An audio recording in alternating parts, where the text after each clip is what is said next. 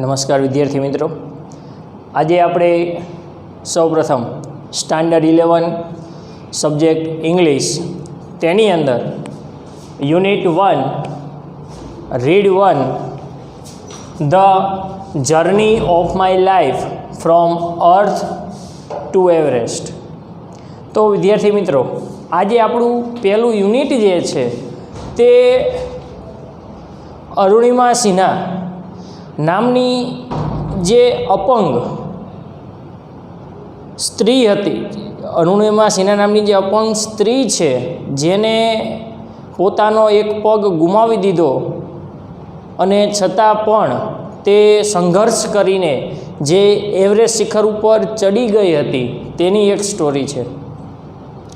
અરુણિમા સિન્હા જે છે તે નેશનલ લેવલની વોલીબોલ પ્લેયર છે. તે જ્યારે એકવાર ટ્રેન દ્વારા મુસાફરી કરી રહી હતી તે સમયે અમુક જે ટ્રેનની અંદર જે ગુંડાઓ હતા તેઓએ તેની જે સોનાની ચેન આવે તે ચેન ખેંચવાનો પ્રયત્ન કર્યો.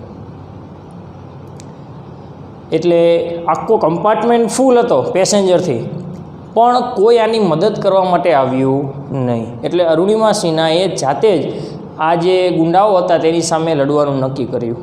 એટલે ચાલુ ટ્રેનમાં ગુંડાઓ અને અરુણિમા સિન્હા વચ્ચે ફાઇટિંગ શરૂ થઈ ગઈ.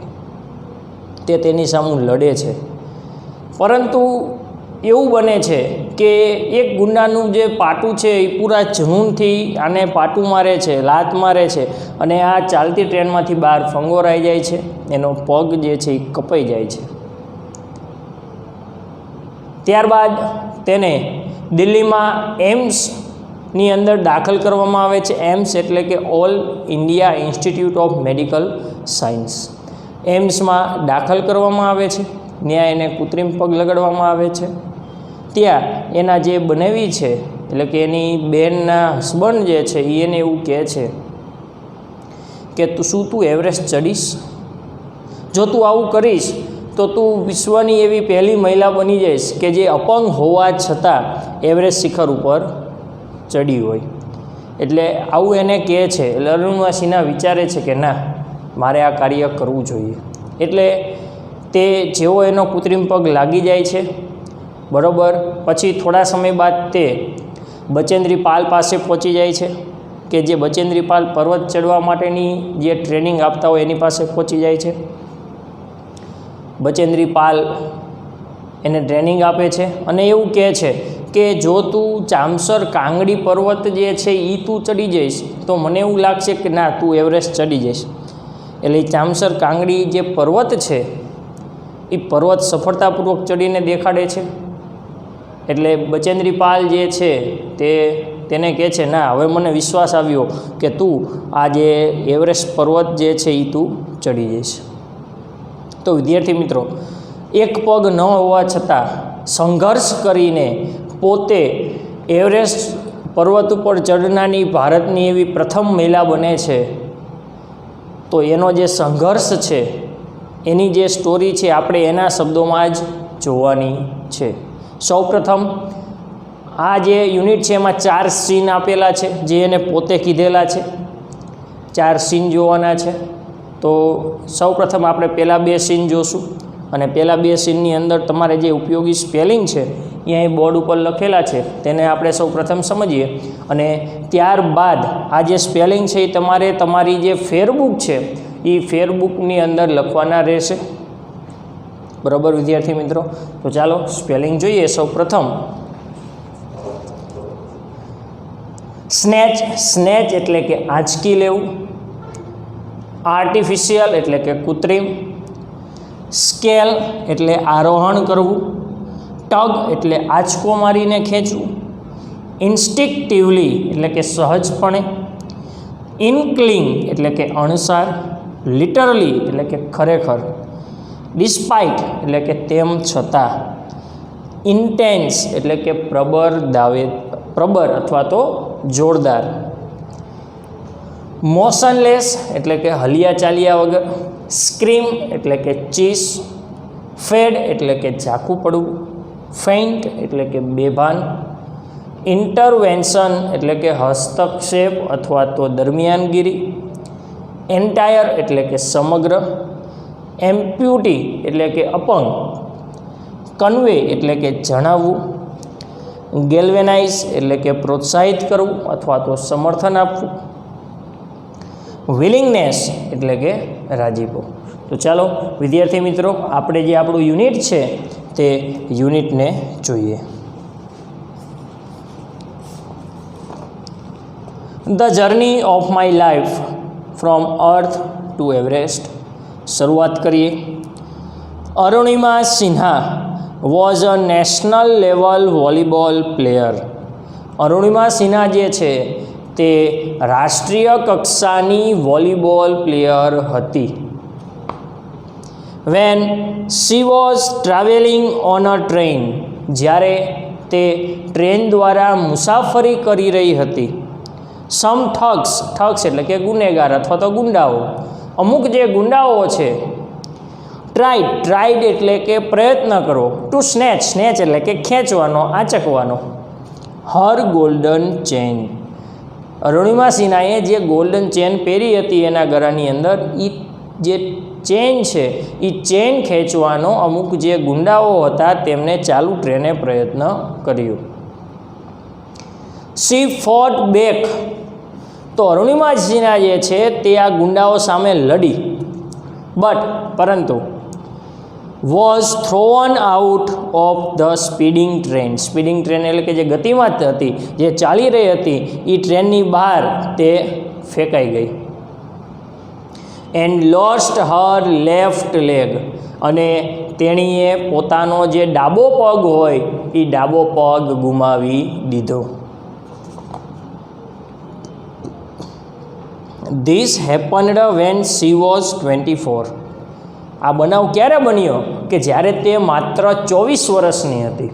અરુણિમા સિન્હા જ્યારે 24 વર્ષની હતી ત્યારે એ ટ્રેન દ્વારા જે મુસાફરી કરી રહી હતી ત્યારે અમુક જે ગુંડાઓ હતા એને અરુણિમા સિન્હાની જે ગોલ્ડન ચેન આવી ખેંચવાનો પ્રયત્ન કર્યો. એટલે અરુણિમા સિન્હા એની સામું લડી અને એ ટ્રેનની બહાર ફંગોરાઈ ગઈ અને એને પોતાનો જે ડાબો પગ હતો એ ડાબો પગ ગુમાવી દીધો. However, this accident never affected her spirit.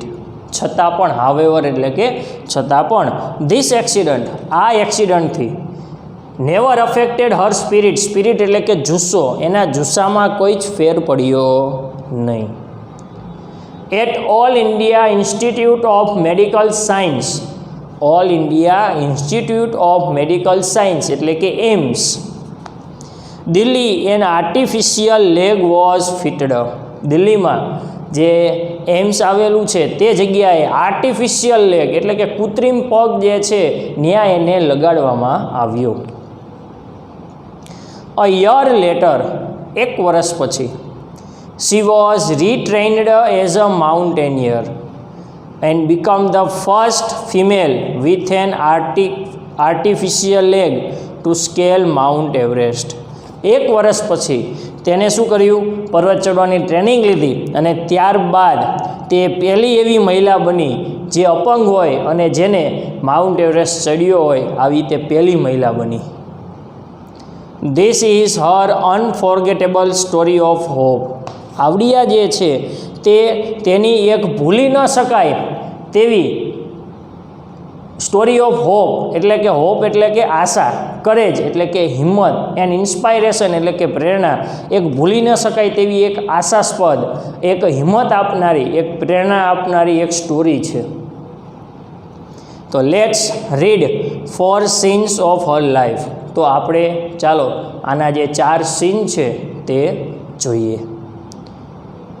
નેરેટેડ in her oven words, કે જે એના પોતાના શબ્દની અંદર વર્ણવવામાં આવેલા છે. એટલે કે જે પોતાના શબ્દમાં જ તે આપણને અહીંયા એના જીવનની જે સ્ટોરી છે, જે એક આશા આપનારી, હિંમત આપનારી અને પ્રેરણા આપનારી આવી એક સ્ટોરી છે, તેને આપણે જોઈએ. તો સૌથી પહેલાં સીન 1. પહેલા સીનની વાત કરીએ આપણે તો આઈ હેડ સ્ટાર્ટેડ ડોઝિંગ. ડોઝિંગ એટલે કે ઝોકા ખાવા. મને ઝોકા આવી રહ્યા હતા અથવા તો હું ઝોકા ખાઈ રહી હતી. માય આઈસ વેર ક્લોઝડ, મારી આંખો જે છે એ આંખો બંધ હતી. બટ પરંતુ my mind was awake, awake એટલે કે જાગૃત, પરંતુ મારું જે મગજ છે એ મગજ જાગૃત હતું. આઈ રિમેમ્બર, મને યાદ છે. સમવન સેઇંગ ધેટ, કોઈક એવું બોલી રહ્યું હતું કે બરેલી વુડ કમ આફ્ટર સમ ટાઈમ, જે બરેલી સ્ટેશન છે તે થોડા સમય પછી આવશે, આવું કોક બોલ્યું. એટલે કે ટ્રેન ચાલુ હતી, મને ઝોકા આવી રહ્યા હતા અને મારી આંખો બંધ હતી, પણ મારું માઇન્ડ જાગૃત હતું અને મેં સાંભળ્યું કે કોઈક એવું બોલી રહ્યું છે કે બરેલી સ્ટેશન જે છે એ હમણાં આવશે. I was in deep thought, હું ઊંડા વિચારોમાં હતી. વેન આઈ ફેલ્ટ, કે જ્યારે મેં એવો અનુભવ કર્યો કે a hand tugging at my gold chain, tugging, tug એટલે કે આંચકો મારીને આમ ખેંચવું, કે કોઈ હાથ મારો ચેન ખેંચી રહ્યું છે. શું કીધું કે I was deep in thought when I felt a hand tugging at my gold chain. હું ઊંડા વિચારોમાં હતી ત્યારે મને એવો અનુભવ થયો કે મારી જે ચેન છે એ ચેન કોક ખેંચી રહ્યું છે. A girl's six sense is always her best companion. Six sense એટલે કે આપણે કોઠાસૂઝ આવું કહી શકીએ. તો જે છોકરીઓનું જે સિક્સ સેન્સ છે તે શું હોય છે? Always her best companion. Companion એટલે કે સાથીદાર. છોકરીઓનું જે સિક્સ સેન્સ છે તે હંમેશા એનું સૌથી સારામાં સારું સાથીદાર છે.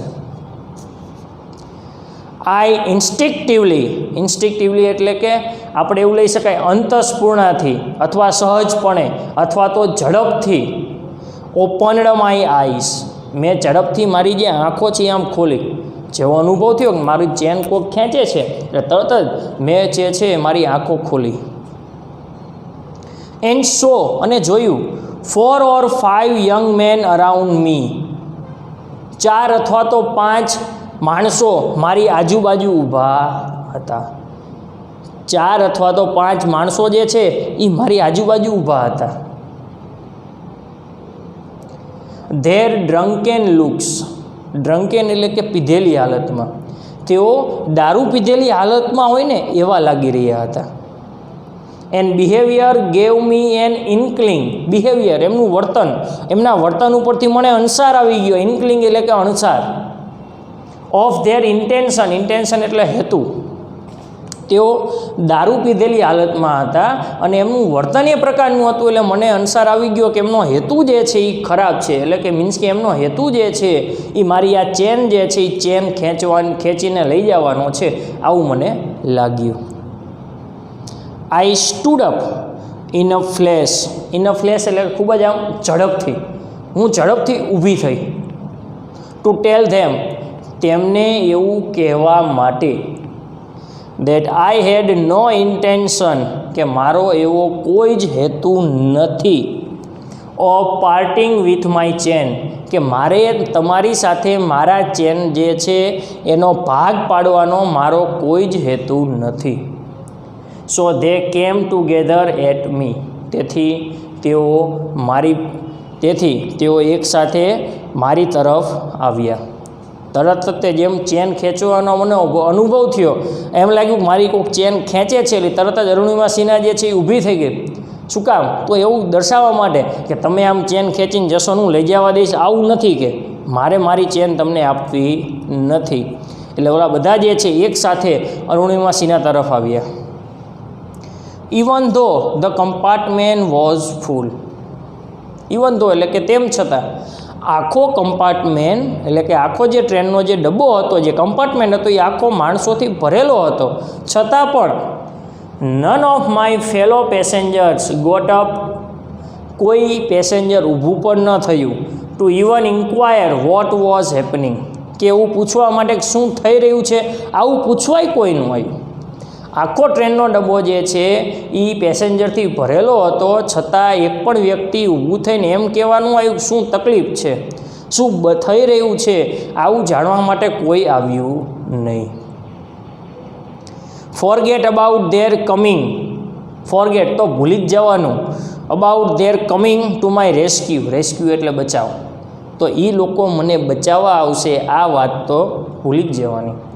જો કોઈ એ જાણવા ન આવ્યું કે આની સાથે શું થાય છે તો આપણે એવી આશા રાખવાની જ નહીં કે એ આપણને બચાવવા માટે આવશે. આઈ હેડ નો ઓપ્શન, હવે મારી પાસે બીજો કોઈ ઓપ્શન નહોતો.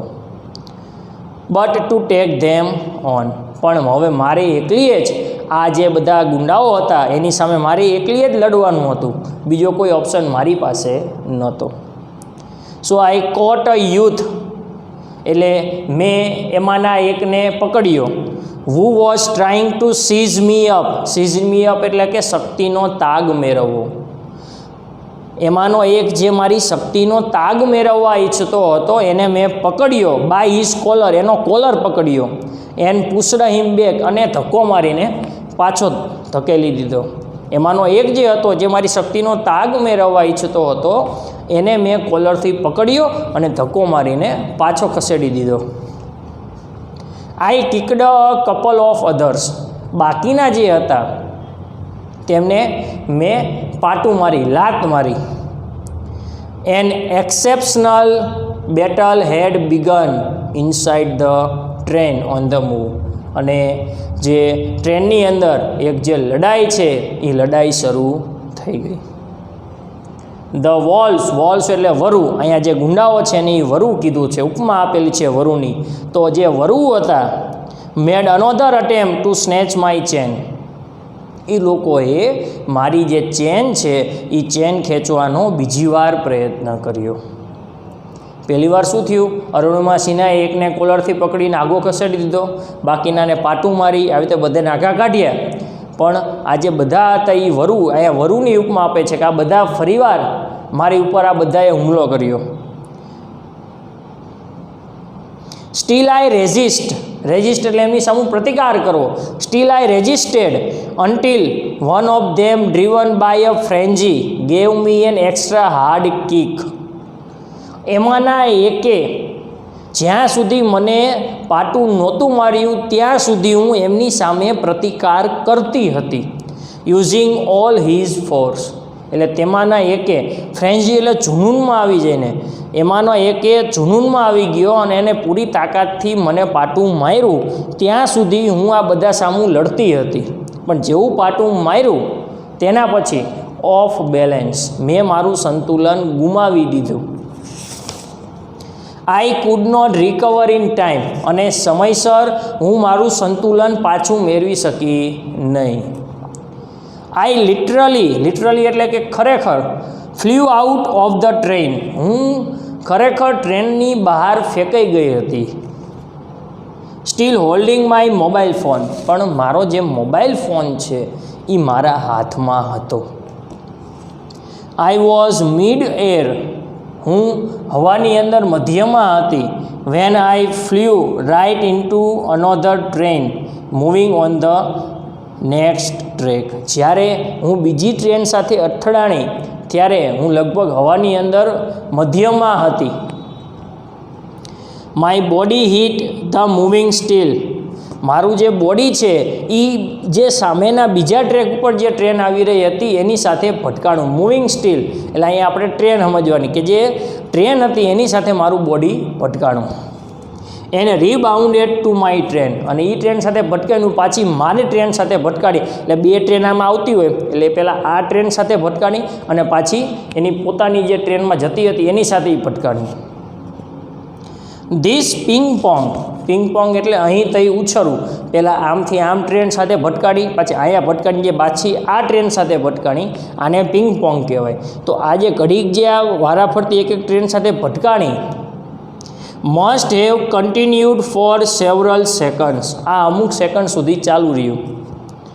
Before gravitational force pulled me down, જ્યાં સુધી ગ્રેવિશનલ ફોર્સ એટલે કે જે ગુરુત્વાકર્ષણ બળના કારણે જ્યાં સુધી હું નીચે ન પડું ત્યાં સુધી આ બે ટ્રેન સાથે મારું ભટકાવાનું ચાલુ રહ્યું અમુક સેકન્ડ સુધી.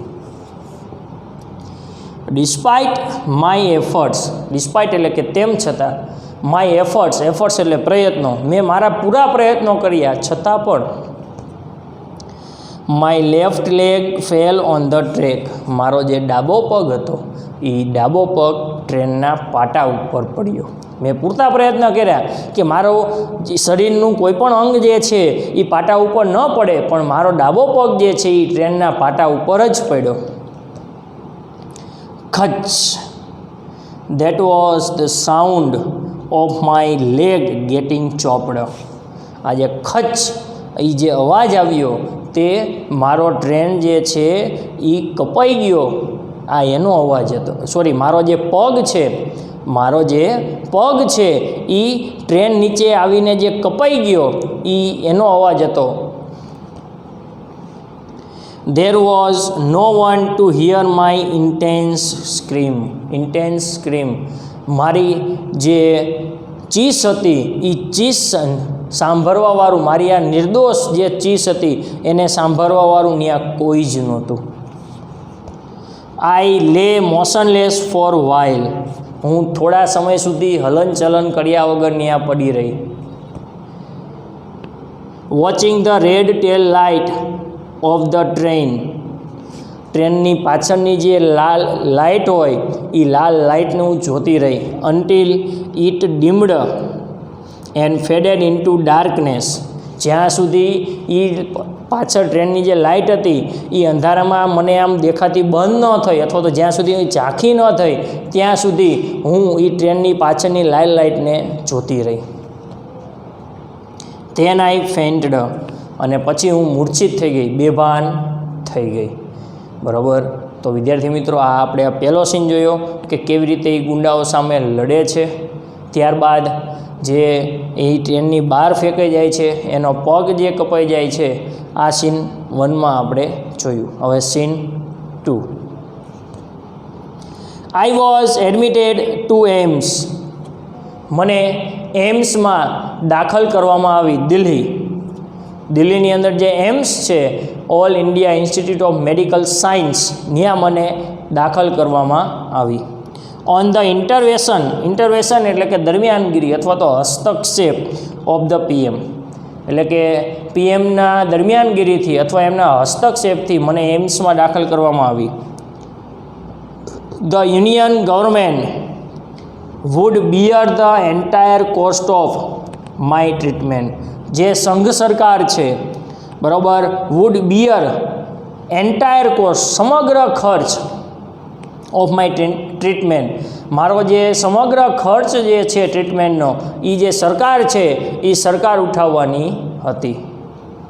સૂન AIIMS began issuing daily medical bulletin on my status. અને ત્યારબાદ મારા સ્ટેટસ ઉપર મારી હાલત કેવી છે એની માટેના દરરોજ એમ્સમાંથી સમાચાર વહેતા થતા હતા. આઈ વોઝ ટોલ્ડ ધેટ, મને એવું કહેવામાં આવ્યું કે young people, auto drivers and road side vendors, young people એટલે કે માણસો દ્વારા, ઓટો ડ્રાઈવર્સ એટલે કે રિક્ષા ચાલકો દ્વારા, એન્ડ રોડ સાઇડ વેન્ડર્સ અને ફેરિયાઓ દ્વારા, were carrying out a candle march, એમના દ્વારા કેન્ડલ માર્ચ કાઢવામાં આવી. ટુ ગેલ્વનાઇઝ સપોર્ટ, મારા સમર્થનમાં, for me and two pre for my recovery, તે લોકોએ મારી રિકવરીની પ્રાર્થના કરવા માટે કેન્ડલ માર્ચ કાઢી, જેથી કરીને તે લોકો મને સમર્થન આપી શકે.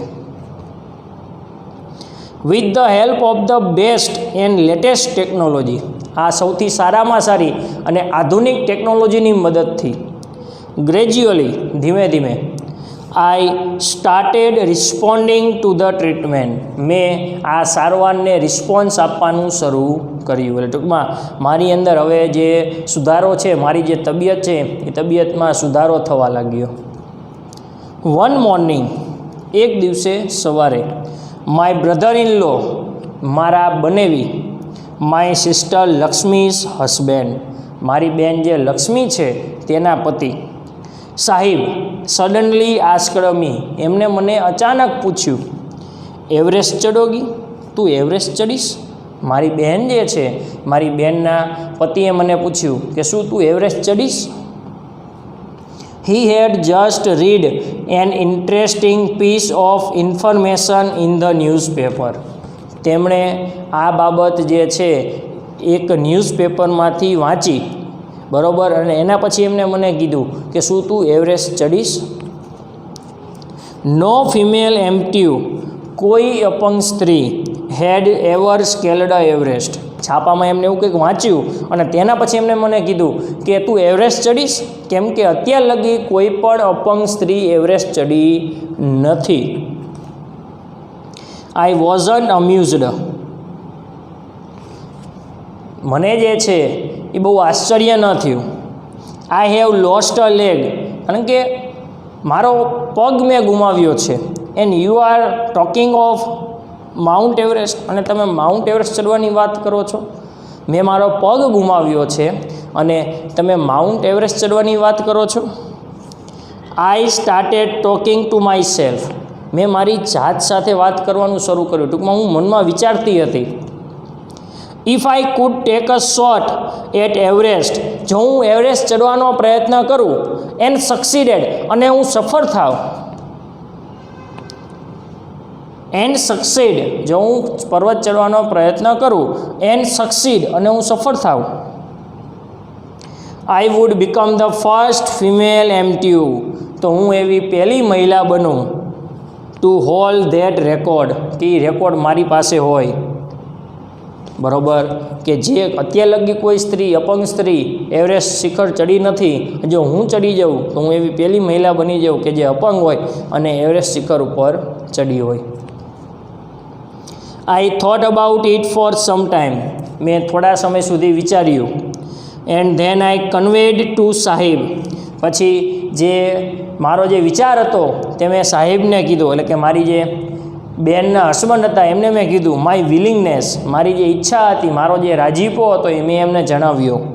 Two take up the challenge, શું કીધું કે ભાઈ તમે જે ચેલેન્જ આપેલી છે એ ચેલેન્જ હું લઈશ. ઠીક હે હમ કરેંગે, કંઈ વાંધો નહીં, હું એવરેસ્ટ ચડીશ કે.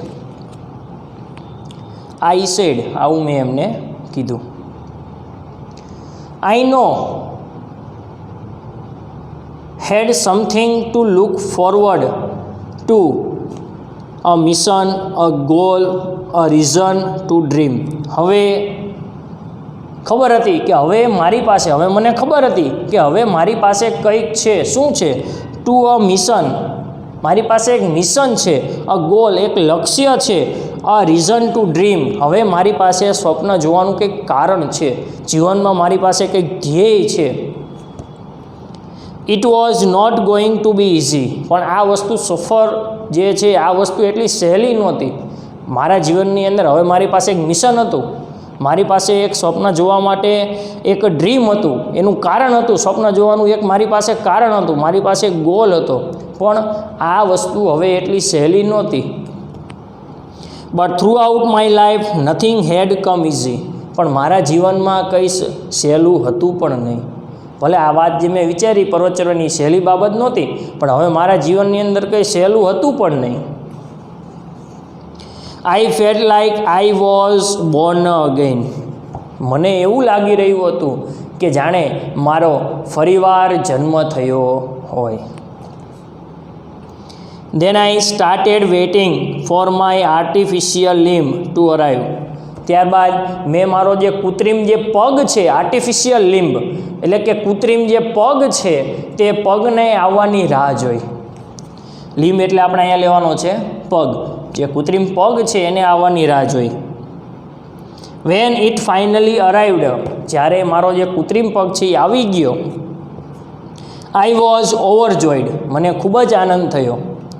The artificial leg felt almost like my real leg, જે કૃત્રિમ પગ હતો એ મારા પગ જેવો જ લાગતો હતો. I could hardly feel the difference, મને ભાગ્યે જ મારા સાચા પગમાં અને ખોટા પગમાં તફાવત માલુમ પડતો હતો. જે મારો કૃત્રિમ પગ છે એ મારા સાચા પગ જેવો જ હતો. I had started falling in love with this stranger, stranger એટલે અજાણ્યો. અહીંયા આપણે આ પગની વાત કરેલી છે કે હું આ પગ સાથે મને હવે લગાવ થવા લાગ્યો. whom I was wedded for life, કે જે હવે મારા જીવન સાથે જોડાયેલો હતો. I had set my eyes on a mountain, હવે મારું લક્ષ્ય જે છે એ મારું જે લક્ષ્ય છે એ પર્વત ઉપર ફોકસ કરી લીધું હતું. ટૂંકમાં મેં મારી આંખો જે છે હવે માત્ર પર્વત જ જોતી હતી. મારું જે લક્ષ્ય છે એ એકદમ સેટ થઈ ગયું હતું. And I needed to prepare my self, હવે મારે જરૂર શું હતી તો મારી જાતને તૈયાર કરવાની. With the help of this stranger, આ જે મારો અજાણ્યો પગ હતો એ પગ સાથે હવે મારે મારી જે પ્રિપેરેશન હતી, મારી જાતને જે તૈયાર કરવાની હતી પર્વત ચડવા માટે, બસ હવે તૈયારી જ બાકી હતી. તો વિદ્યાર્થી મિત્રો, બીજા સીનમાં જોયું કે તેને હોસ્પિટલમાં દાખલ કરવામાં આવે છે. ત્યારબાદ એના બેનના જે હસબન્ડ છે તે તેને એવરેસ્ટ ચડવા માટેની વાત કરે છે, એ ચેલેન્જ સ્વીકારે છે, બરાબર. ત્યારબાદ બાકીના જે 2 સીન છે તે આપણે આપણા નેક્સ્ટ વિડીયોની અંદર જોશું. Thank you.